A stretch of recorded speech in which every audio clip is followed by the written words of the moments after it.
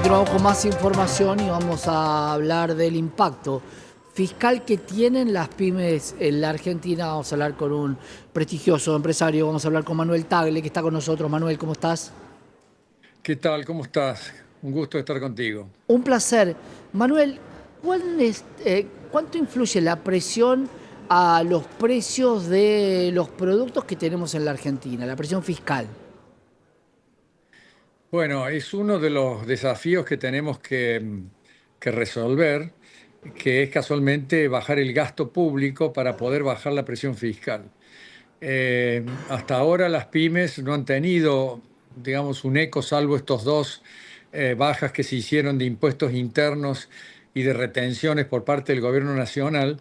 Pero aún falta mucho y sobre todo falta mucho en las provincias. En las provincias hay ingresos brutos, hay impuestos a los sellos, hay impuestos inmobiliarios, hay impuestos de otro tipo. En las municipalidades hay tasas que se incluyen dentro de los servicios y por lo tanto para lograr cobrarlos y no están bien identificados. Bueno, todas esas cosas me parece que tienen que resolverse en el país porque Argentina ha logrado realizar avances enormes con respecto al proceso inflacionario.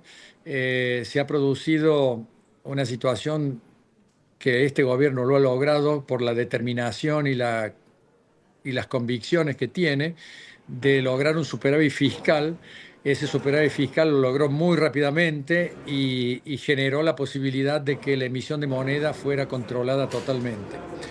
Pero bueno, es un primer paso. Ahora hay que atacar el segundo paso, que es que la Argentina se integre al mundo para competir. Y para eso, indudablemente, necesitamos que los gobiernos, el nacional y los provinciales y municipales, bajen la presión fiscal porque las empresas, si no, les va a costar competir.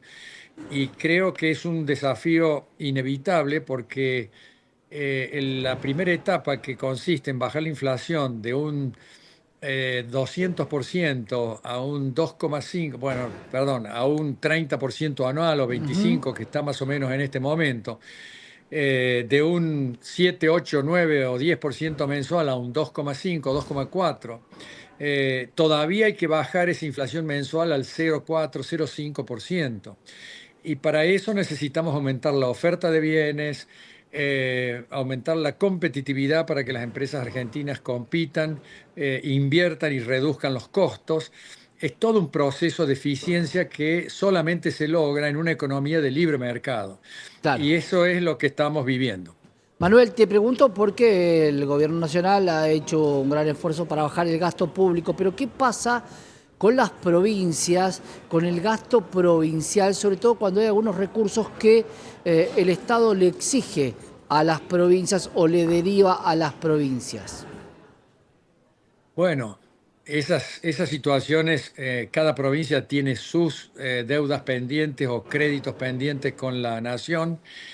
Y la verdad es que tienen que resolverlo, pero lo que sí yo veo es que el gobierno nacional está decidido a aplicar los convenios multilaterales, los convenios que existen de coparticipación, que están por ley, y en cierto modo, en muchos casos, no resuelve los problemas fiscales que tienen algunas provincias. Pero de todos modos creo que eso es un tema que las provincias van a tener que darse cuenta que el proceso es inevitable, tienen que ordenar las cuentas también públicas como las ha ordenado la nación y tienen que lograr superávit fiscal para poder comenzar una reducción de impuestos. Si hay algunas deudas pendientes entre nación, provincia, bueno, deberán resolverlo, pero lo importante es que como concepto general vamos hacia una economía abierta, integrada al mundo, competitiva, donde el consumidor va a ser el verdadero beneficiado.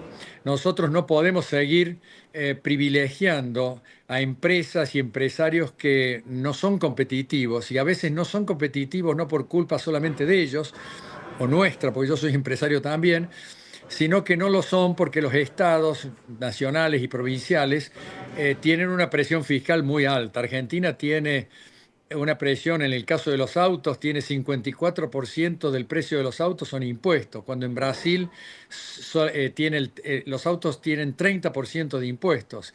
y en México el 20% de Claro. impuestos. Entonces no podemos competir.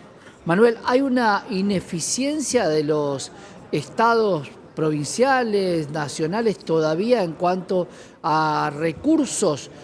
Lo que hablamos de la modernización, ¿eso podría bajar algunos costos para el Estado?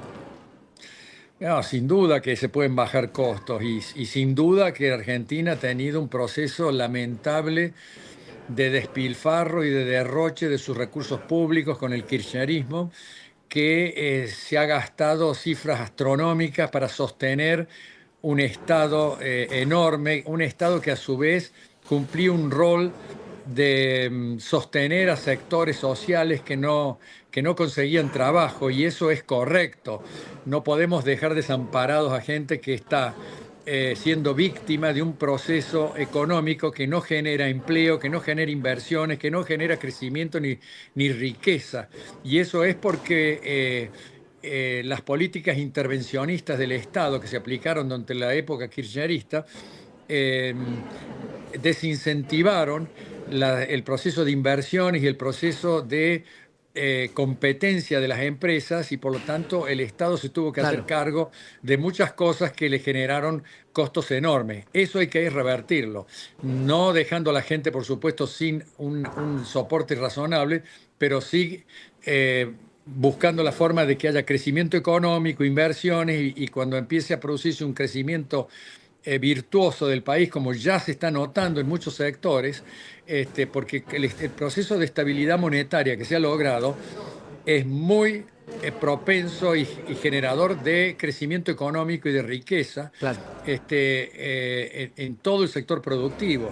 Y eso se va a empezar a notar, y una vez que se empiecen a incorporar los sectores que no están en la formalidad y que no tienen trabajo al trabajo, bueno, tenemos que empezar a reducir los déficits fiscales de las provincias y también de la nación.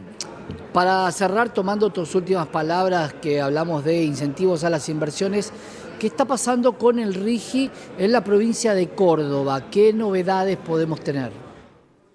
Bueno, la provincia de Córdoba ha tenido inversiones en la industria automotriz, 300 y pico de millones en Fiat, 300 y pico de millones en Renault, que quizás eran inversiones que estaban ya en estudio, que estaban ya muy avanzadas, pero que el RIGI terminó de definirlas para que se materializaran. Claro. Además, ha habido inversiones del sector automotriz en el litio también, en la minería, en el cobre también, porque bueno, la industria automotriz tiene que nutrirse de esos elementos para fabricar los famosos autos eléctricos que necesitan bajar los costos, necesitan ser Claro. eficientes, y para eso necesitan integrar la cadena de producción con las materias primas que las producen.